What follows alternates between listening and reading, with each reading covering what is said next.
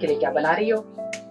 सावन में तो कुछ वेज और मीठा हो जाए तो उससे बढ़कर क्या हो सकता है। तो मैंने सोचा जो हमारा फेवरेट अपने भारत देश का जो डिश है वो है खीर। मेरी एक फ्रेंड जो है उसने मुझे कॉल किया और बोला कि जब वो खीर बनाती है तो थोड़ा दूध अलग चावल अलग हो जाता है। शी आस्क्ड मी कि तुम कैसे बनाती हो, बना के दिखाओ। तो सिंपल सा डिश है, फटाफट बना लेते हैं, क्या बोलते हो? चलो, would love to test it. ठीक है, बिल्कुल, चलते हैं।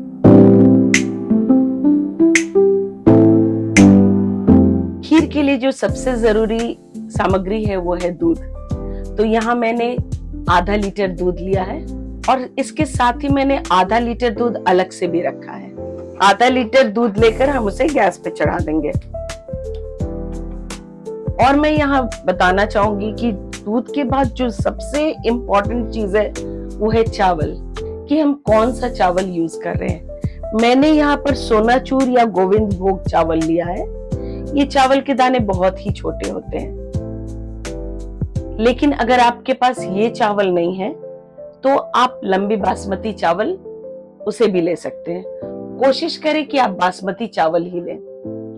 और उसमें जो सबसे इंपॉर्टेंट है वो ये है कि हम चावल को भिगोकर रख दे, पानी में अच्छे से सोख करके रख दे, और जब वो अच्छे से फूल जाए तो उसे उसका पानी निकाल दे। मैंने आपको दिखाने के लिए बस थोड़ा बासमती चावल सोख करके रखा हुआ है।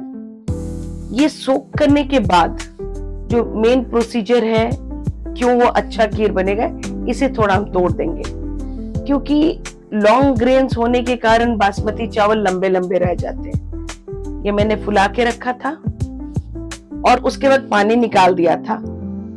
तो देखिए हाथ से मसलने के कारण ये टूट गए हैं चावल। टूटने के कारण ये बिल्कुल सोनाचूर चावल के साइज के हो गए हैं। और बासमती इसलिए क्योंकि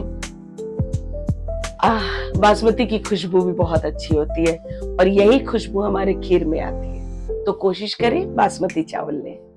अब आधा लीटर दूध हमारा गर्म हो चुका है, इसमें हम धुले हुए चावल को डाल देंगे। यहाँ पर करीब मैंने 2 टेबलस्पून चावल को सोख करके रखा हुआ था। चावल डालने के बाद इसे चला लें।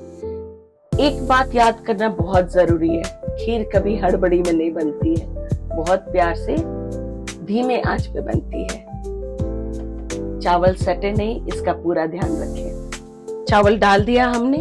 अब हम इलायची कुटी हुई डालेंगे। मैंने यहाँ पर 2 कुटी इलायची का यूज किया है और उसके बाद चला दे। याद रखें चावल सटना नहीं चाहिए। और फ्लेम को अब हम मीडियम पे कर देंगे। आई नो जूनी, अब क्या होगा? अब तो तुम चीनी डालोगी? बिल्कुल नहीं। चीनी मैं हमेशा लास्ट में डालती हूँ, क्योंकि कई बार तुमने सुना होगा कि लोग कहते हैं हमने खीर बना रहे थे, चीनी डालते दूध फट गई। तो दूध को थोड़ा पकने दे। जब अंत करीब आने लगेगा, खीर फाइनली प्रिपेयर्ड होगा, उसके बाद उसी समय हम चीनी डालकर थोड़ा और पकाएंगे, जिससे हमारा दूध नहीं फटता है। चलाते रहना बहुत जरूरी है। एक इंटरेस्टिंग बात बताऊं पॉली, कि कई लोग पके हुए चावल का, जो राइस हम लोग पका हुआ खाते हैं, उसकी खीर बनाते हैं, क्योंकि उन्हें समझ में ही नहीं आता है कि कैसे बनाए, चावल गलेगा नहीं गलेगा या ज्यादा गलाने के लिए, तो उससे वो टेस्ट नहीं आता है। तो इसीलिए मैंने बहुत सिंपल वे में ये बताया है कि अभी ये डाल दे और इसे पकने दे। तब तक हम ड्राई फ्रूट्स की तैयारी कर लेंगे। खीर को मैंने दूसरे बर्नर पे डाल दिया है। अब बस हमें थोड़ा ड्राई फ्रूट्स रोस्ट करना है। रोस्ट करने से ड्राई फ्रूट ज्यादा टेस्टी लगने लगता है।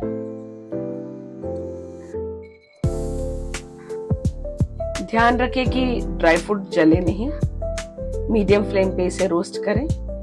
जब ये हल्के ब्राउन हो जाए, इसी समय में हम किशमिश भी डालें।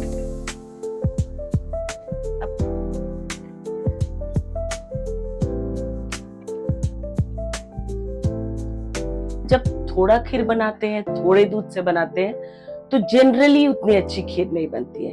तो उसके लिए मेरे पास एक टिप है। अभी हम थोड़ा चीनी को कैरमलाइज करेंगे। अभी 1 टेबलस्पून शुगर लेना है, इसे पैन पर डालकर हमें इसे कैरमलाइज करना है। याद रखें, जितना चीनी आपने लिया है उसकी 1/3 पानी इसमें डालें और यहाँ गैस को बिल्कुल धीमे पे कर दें। अब हम इसे कैरमलाइज करेंगे। धीरे धीरे आप चीनी को चलाते रहें। जब आप चीनी को कैरमलाइज कर रहे हैं तो बहुत जरूरी है इसे चलाते रहें, नहीं तो बहुत ही जल्दी वो जल जाता है। जैसे लगे कि चीनी डार्क कलर पकड़ रही है, ब्राउन हो गई है, आप गैस ऑफ कर दें और इसे फटाफट दूसरे बर्तन में ले लें, नहीं तो अगर इसी पैन में वो रहेगा तो जलता रहेगा।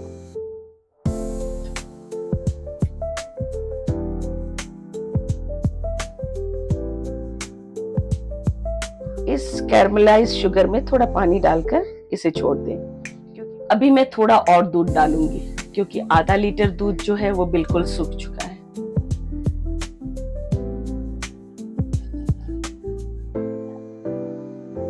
यहाँ मलाई के साथ मैंने आधा लीटर दूध का हाफ पोर्शन डाल दिया है। अब इसे अच्छी तरह चला लें।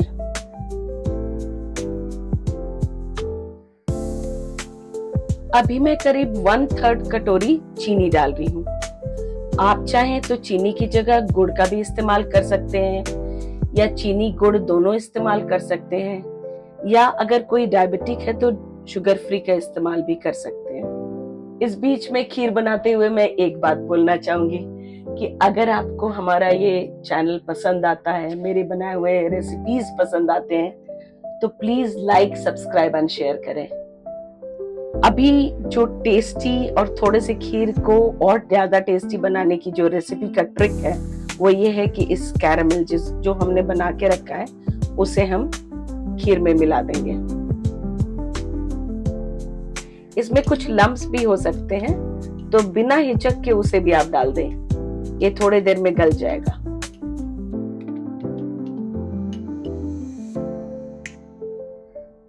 कैरमल डालते ही हमारे खीर का कलर चेंज हो गया।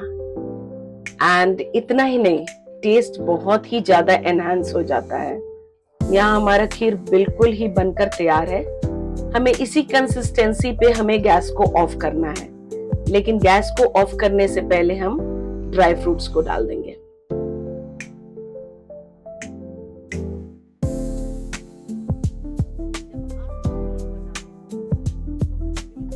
अब इसे मैं कटोरी में डाल देती हूँ।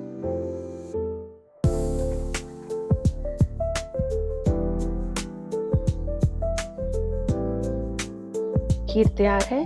आप चाहें तो थोड़े ड्राई फ्रूट से इसे गार्निश कर सकते हैं। अपने पसंद का ड्राई फ्रूट लें। मेरे पास अभी पिस्ता नहीं था, पिस्ता डालने पे बहुत सुंदर ग्रीन ग्रीन कलर आता है।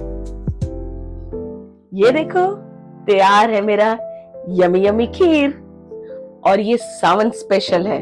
क्या आप जानते हैं, अमृतसर में सिर्फ सावन के समय में खीर और पुड़ा बनता है, पूरे साल में सिर्फ 1 महीने।